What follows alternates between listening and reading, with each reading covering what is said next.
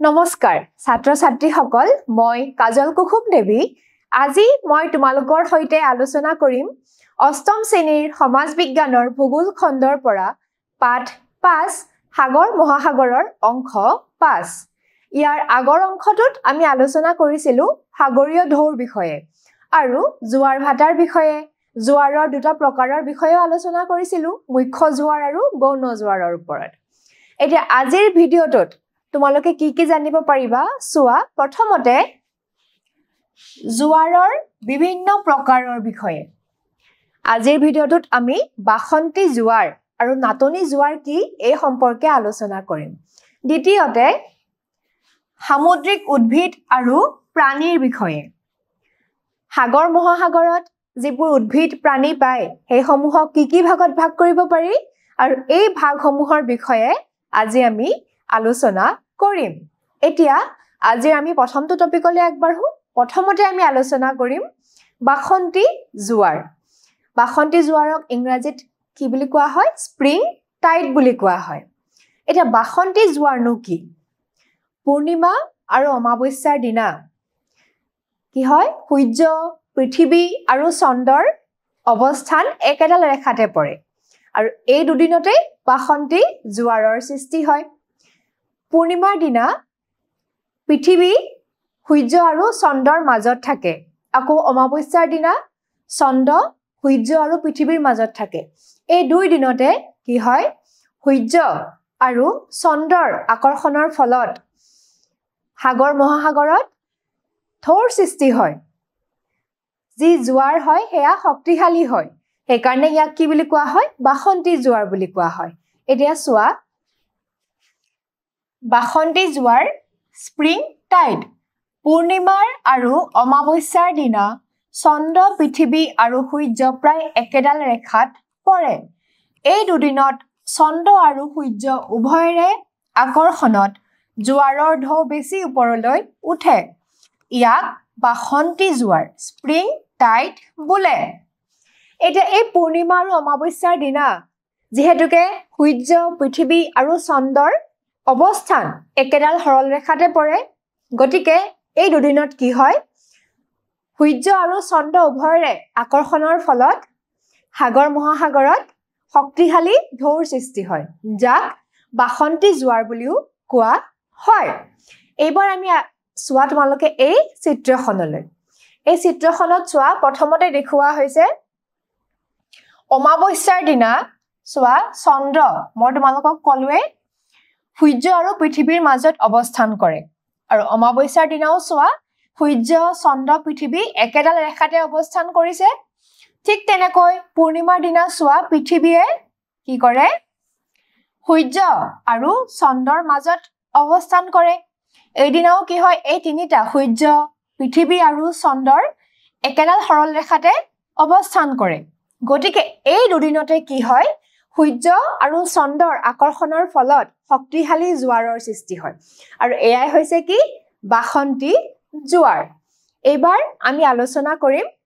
নাটনি জোৱাৰ ইংৰাজীত যাক কোৱা হয় নিপ টাইড বুলি এতিয়া এই নাটনি জোৱাৰনো কি নাটনি জোৱাৰ কেতিয়া সংঘটিত হয় সপ্তমী আৰু অষ্টমী তিথিত এটা তিথি বুলিলে কি বুজা বাৰু চন্দ্ৰ পঞ্জিকা মতে তিথি হৈছে চন্দ্ৰৰ দিন আমি এক মাহত চন্দ্ৰৰ দিন 30 দিন পাওঁ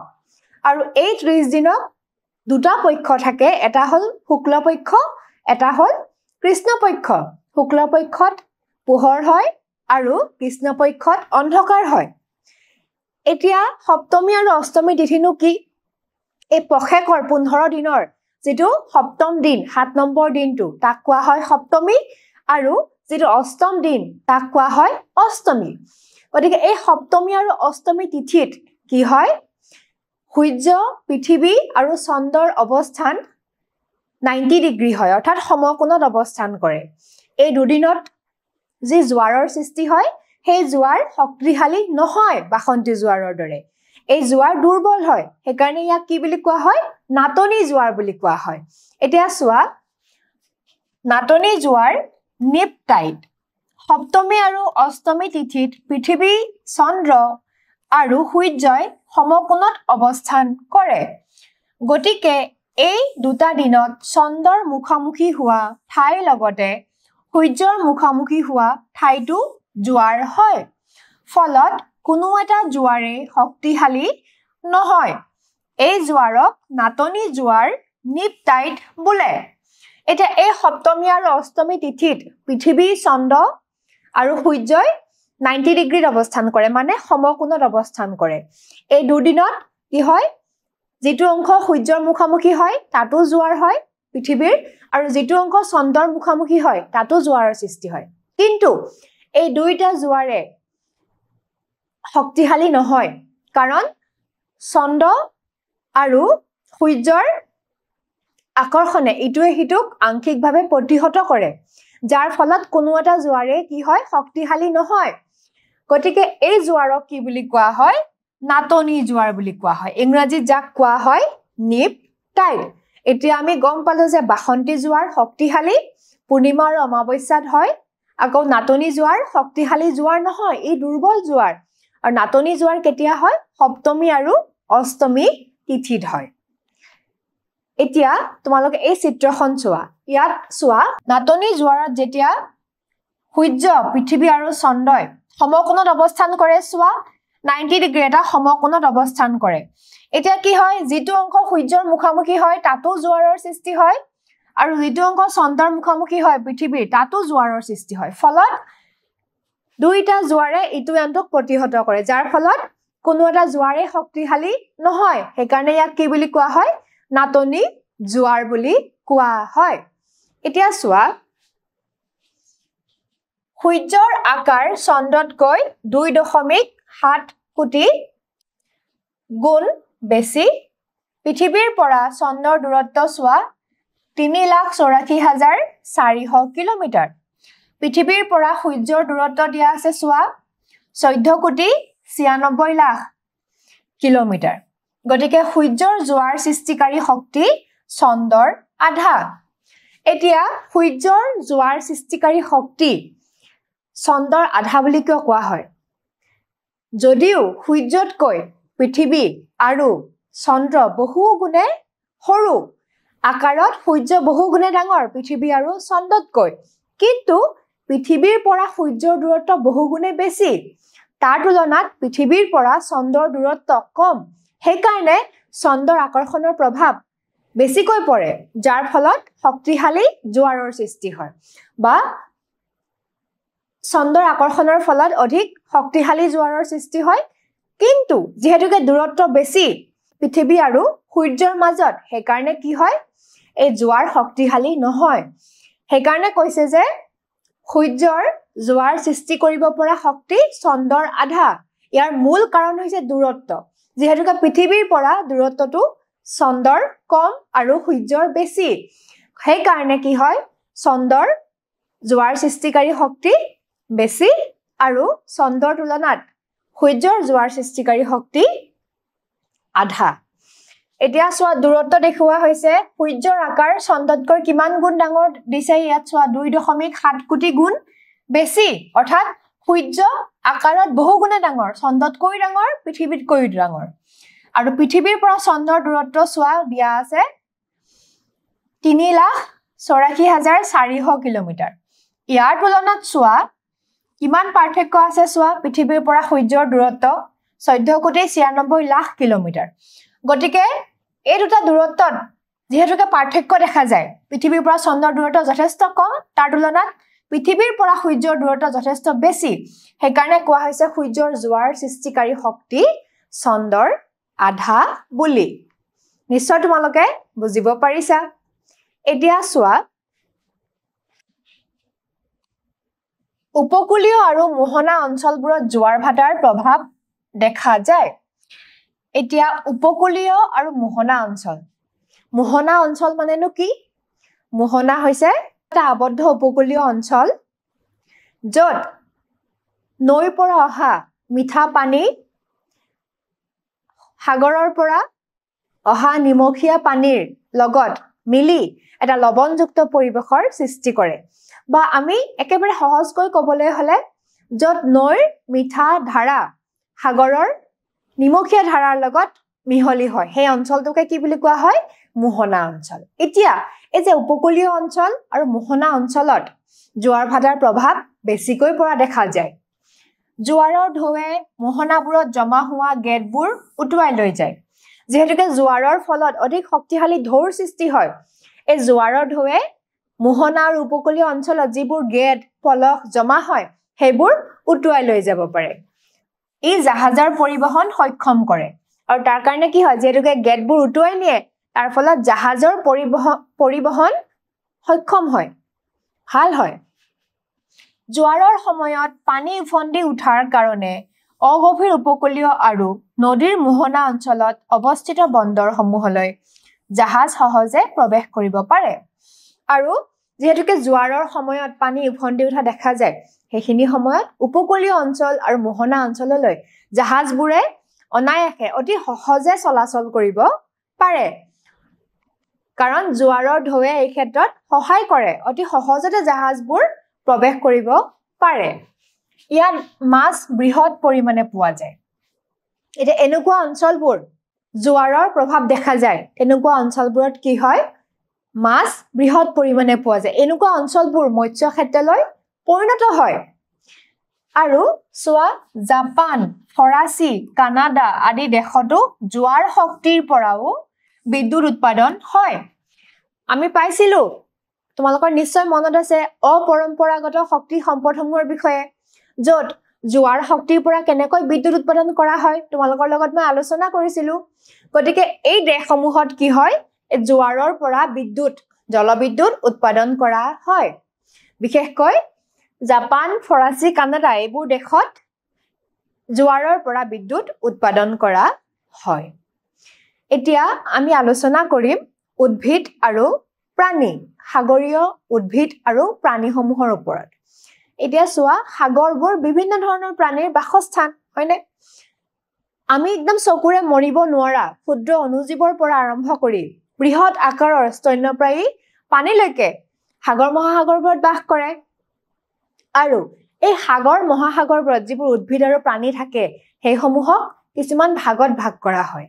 এই ভাগসমূহ সম্পৰ্কে আমি আলোচনা কৰিম উদ্ভিদ আৰু প্ৰাণী প্লান্টছ এণ্ড এনিমেলছ মহাসাগৰ হৈছে বিভিন্ন জীৱনৰ বাসস্থান অনুজীৱৰ পৰা আৰম্ভ কৰি ডাঙৰ প্ৰাণীলৈকে অৰ্থাৎ এই সাগৰ মহাসাগৰবোৰত বিভিন্ন সম্পদ জৈৱিক সম্পদসমূহৰ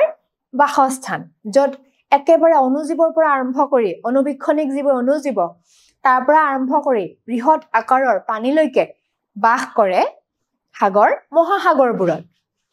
এটা সোৱা সাগৰীয় উদ্ভিদ আৰু প্ৰাণীক ইহঁতৰ গতি আৰু বসতিস্থলৰ ওপৰত নিৰ্ভৰ কৰি তিনিটা ভাগত ভাগ কৰা হয় এটা এই ভাগকেইটা কি সোৱা প্লেংটন বা প্লৱক বেন্থছ আৰু নেক্টন গতিকে এই তিনিটা ভাগত সাগৰীয় উদ্ভিদ আৰু প্ৰাণীবোৰক ভাগ কৰা হৈছে ইহঁতৰ গতি আৰু বসতিস্থলৰ ওপৰত নিৰ্ভৰ কৰি ইহঁতৰ গতি অৰ্থাৎ ইহঁতৰ গতি কেনেকুৱা আৰু ইহঁতৰ বসতিস্থল কেনেকুৱা ঠাইত গভীৰ পানীত বাস কৰে নে অগভীৰ পানীত বাস কৰে ইয়াৰ ওপৰত নিৰ্ভৰ কৰি এই তিনিটা ভাগত ভাগ কৰা হৈছে প্লেংটন বা প্লৱক বেন্থছ আৰু নেক্টন এটা প্ৰথমতে আমি আলোচনা কৰিম প্লেংটনৰ ওপৰত এটা প্লেংটনবোৰনো কি সোৱা প্লেংটন নিজে লৰচৰ কৰিব নোৱাৰে এই যে প্লেংটনবোৰ এইসমূহে নিজে লৰচৰ কৰিব নোৱাৰে ইহঁতে সাগৰ মহাসাগৰ ঢৌৰ লগত উটি ভাহি ফুৰে এইবোৰে সাগৰীয় সোঁতৰ লগে লগে উটি ভাহি ফুৰে ইহঁতৰ বেছিভাগেই এককোষী আৰু চকুৰে মনিব নোৱাৰা বিধৰ প্লেংটনবোৰে নিজে লৰচৰ কৰিব নোৱাৰে ইহঁতে সাগৰ মহাসাগৰ ঢৌৰ লগত চলা ফুৰা কৰে আৰু ইহঁতৰ বেছিভাগেই এককোষী আৰু চকুৰে মনিব নোৱাৰা বিধৰ ইহঁত হ'ল অনুবীক্ষণিক ইহঁতক মানে চকুৰে সহজতে মনিব নোৱাৰি প্লেংটনক আকৌ দুটা প্ৰকাৰত ভাগ কৰা হয় কি সোৱা উদ্ভিদ প্লৱক আৰু প্ৰাণী প্লৱক এই দুটা ভাগত প্লেংটনক ভাগ কৰা হয় উদ্ভিদৰ প্লেংটনৰ বেছিভাগেই ডায়েটম প্ৰজাতিৰ হেলুৱেই জাতীয় উদ্ভিদ যিবোৰ মাছ আৰু আন সাগৰীয় প্ৰাণীৰ প্ৰিয় খাদ্য এটা যিবোৰ উদ্ভিদ প্ল্যাংটনবোৰ আমি গম পালো যে প্ল্যাংটনক দুটা ভাগত ভাগ কৰিব পাৰি এটা হল উদ্ভিদ প্ল্যাংটন বা প্লৱক আৰু আনটো হল প্ৰাণী প্লৱক গতিকে এই যে উদ্ভিদ প্ল্যাংটনবোৰ এইবোৰ হল ডায়েটম প্ৰজাতি মানে ইহত এককোষী যিয়ে শালুক সংশ্লেষণৰ জৰিয়তে খাদ্য প্ৰস্তুত কৰিব পাৰে গতিকে এই সমূহ হল ডায়েটম প্ৰজাতিৰ হেলুৱৈ জাতীয় উদ্ভিদ এককোষী হেলুৱৈ জাতীয় উদ্ভিদ আৰু এই উদ্ভিদ প্লৱকবোৰ বিভিন্ন সাগৰীয় প্ৰাণীবোৰৰ খাদ্য আমি পাইছিলো যে যিবোৰ ঠাইত মৎস্য ক্ষেত্ৰ গঢ় লৈ উঠে অগভীৰ পানীবোৰত উদ্ভিদ প্লৱকবোৰ পোৱা যায় য'ত মৎস্য ক্ষেত্ৰ হিচাপে গঢ় লৈ উঠে কাৰণ যেহেতুকে মাছৰ খাদ্য উদ্ভিদ প্লৱকবোৰ পোৱা যায় অগভীৰ পানীত গতিকে সেই ঠাইবোৰত মৎস্য ক্ষেত্ৰ হিচাপে গঢ়ি উঠাৰ উদাহৰণ আমি পাইছিলো দুটা উদাহৰণো পাইছিলো জাপানৰ চাৰিওফালে থকা অঞ্চল আৰু উত্তৰ আমেৰিকাৰ পূব উপকূল অঞ্চল য'ত মৎস্য ক্ষেত্ৰ হিচাপে গঢ়ি উঠিছিল য'ত প্ল্যাংটন উদ্ভিদ প্ল্যাংটন বেছিকৈ পোৱা যায় গতিকে এই ধৰণৰ উদ্ভিদ প্ল্যাংটনবোৰ সাগৰীয় আৰু প্ৰাণী সমূহৰ খাদ্য মাছ আৰু সাগৰীয় প্ৰাণীৰ খাদ্য এইবোৰ সাধাৰণতে অগভীৰ পানীত পোৱা যায় য'ত সূৰ্যৰ ৰশ্মি আৰু ইহঁতৰ বাবে খাদ্য উপলব্ধ আৰু এই প্ল্যাংটন উদ্ভিদ প্ল্যাংটনবোৰ অগভীৰ পানীত পোৱা যায় য'ত সূৰ্যৰ ৰশ্মি অনায়াসে প্ৰৱেশ কৰিব পাৰে আৰু ইহঁতৰ কাৰণে খাদ্যবোৰ উপলব্ধ তেনেকুৱা ধৰণৰ অগভীৰ পানীত ইহঁতে বাস কৰে এতিয়া চোৱা বেন্থজনো কি বেন্থজ চোৱা অগভীৰ পানীত বাস কৰে বিভিন্ন সাগৰীয় ঘাঁহ বনজাতীয় উদ্ভিদ আৰু স্পঞ্জ প্ৰবাল অয়ষ্টাৰ আদি প্ৰাণীয়ে লৰচৰ নকৰে বা খুব কমেইহে লৰচৰ কৰে আনহাতে বিভিন্ন প্ৰজাতিৰ কেঁকুৰা শামুক আদি পানীত চলাচল কৰা জীৱৰ শ্ৰেণীত পৰে এতিয়া বেন্থজবোৰো অগভীৰ পানীত বাস কৰা দেখা যায় বেন্থজসমূহৰ কিছুমানে লৰচৰ কৰে আৰু কিছুমানে লৰচৰ কৰিব নোৱাৰে এটা বেন্থজৰ ভিতৰত কেনেকুৱা প্ৰাণীয়ে বাৰু লৰচৰ নকৰে চোৱা সাগৰীয় যিবোৰ ঘাঁহ বনজাতীয় উদ্ভিদ তাৰ উপৰিও স্পঞ্জ প্ৰবাল অয়ষ্টাৰ এইবোৰ প্ৰাণীয়ে লৰচৰ নকৰে বা খুব কমেইহে লৰচৰ কৰে আকৌ আন কিছুমান আছে যি বেন্থজৰ অন্তৰ্ভুক্ত সেইসমূহে কিন্তু লৰচৰ কৰে যেনে চোৱা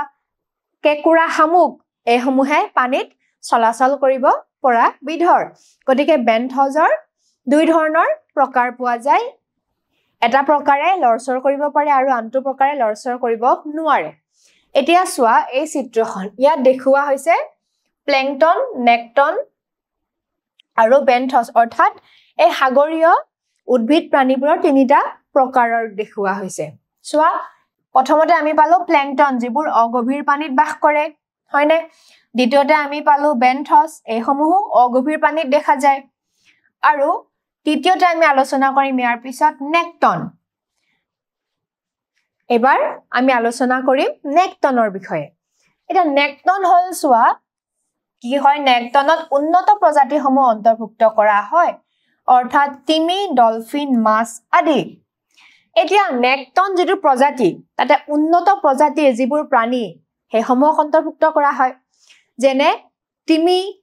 হয়নে ডলফিন এইসমূহ নেক্টনৰ অন্তৰ্গত আৰু এইসমূহে কি খাই জীয়াই থাকে বাৰু প্ৰাণী প্লৱকবোৰ খাই জীয়াই থাকে আৰু এইসমূহ বুদ্ধি সম্পন্ন মানে ডলফিন তোমালোকে নিশ্চয় জানা ডলফিন বুদ্ধিয়ক প্ৰাণী আৰু এই নেক্টন জাতীয় প্ৰাণী অন্তৰ্গত যিবোৰ আছে প্ৰাণী সেইসমূহক কি কৰা হয় বিভিন্ন প্ৰশিক্ষণ দি বিভিন্ন কামতো ব্যৱহাৰ কৰা হয় যেহেতুকে ইহঁত বুদ্ধিয়ক প্ৰাণী চোৱা ইহঁতে সাধাৰণতে প্ৰাণী প্লৱক খায় নেক্টনৰ অন্তৰ্গত প্ৰাণীবোৰ প্ল্যাংটন আৰু বেন্থজতকৈ অধিক উন্নত এই শ্ৰেণীৰ ডলফিন অতি বুদ্ধিমান প্ৰাণী এটা নেক্টনৰ অন্তৰ্গত যিবোৰ প্ৰাণী আছে সেইসমূহ প্ল্যাংটন আৰু বেন্থজ আমি যি দুটা আলোচনা কৰিলো ইতিমধ্যে সেই দুটা প্ৰকাৰৰ পানীতকৈ অতিকৈ উন্নত মানদণ্ডৰ উন্নত শ্ৰেণীত পৰে ইহঁত আৰু এই নেক্টনৰ অন্তৰ্গত যিবোৰ প্ৰাণী আছে সেইবোৰ বুদ্ধিয়ক প্ৰাণী আৰু তাৰ ভিতৰত দিয়া আছে ডলফিন বুদ্ধিয়ক প্ৰাণী এতিয়া চোৱা ইহঁতক কেতিয়াবা বিভিন্ন কামত নিয়োজিত হ'বলৈ প্ৰশিক্ষণ দিয়া হয় সাধাৰণতে সাগৰত থকা উদ্ভিদবোৰ হেলাই জাতীয় ইহঁতৰ গাত ক্লৰফিল থাকে সেয়েহে সালোক সংশ্লেষণ সংঘটিত হয়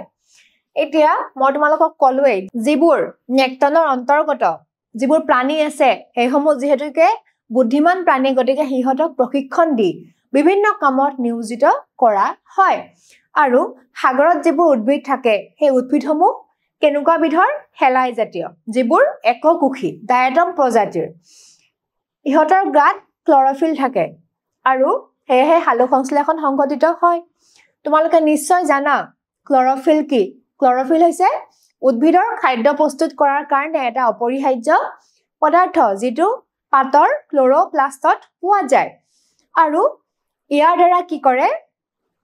উদ্ভিদে সূৰ্যৰ ৰশ্মিৰ পৰা শক্তি শোষণ কৰে আৰু খাদ্য প্ৰস্তুত কৰে যি প্ৰক্ৰিয়াটো কোৱা হয় সালোক সংশ্লেষণ বুলি গতিকে এই হেলাই জাতীয় যিবোৰ উদ্ভিদ সাগৰত পোৱা যায় ইহঁতৰ গাত ক্লৰফিল থাকে ইহঁতে নিজৰ খাদ্য নিজে প্ৰস্তুত কৰি ল'ব পাৰে এতিয়া আজি আমি যিখিনি আলোচনা কৰিলো তাৰ ওপৰত আজি মূল্যায়নটোলৈ আগবাঢ়ো প্ৰথম প্ৰশ্নটো চোৱা সাগৰীয় উদ্ভিদ আৰু প্ৰাণীবোৰক তিনিটা ভাগত ভাগ কৰা হয় শুদ্ধ নে অশুদ্ধ আমি আলোচনা কৰিলো যে সাগৰীয় প্ৰাণী আৰু উদ্ভিদবোৰক ইহঁতৰ গতি আৰু বসতিস্থলৰ ওপৰত ভিত্তি কৰি তিনিটা ভাগত ভাগ কৰা হয় গতিকে ইয়াৰ উত্তৰটো কি হ'ব শুদ্ধ হ'ব এতিয়া দ্বিতীয় প্ৰশ্নটো চোৱা সূৰ্যৰ জোৱাৰ সৃষ্টিকাৰী শক্তি চন্দ্ৰৰ তেজ সূৰ্যৰ জোৱাৰ সৃষ্টিকাৰী শক্তি চন্দ্ৰতকৈ কি আছিলে বাৰু মনত আছে তোমালোকৰ আধা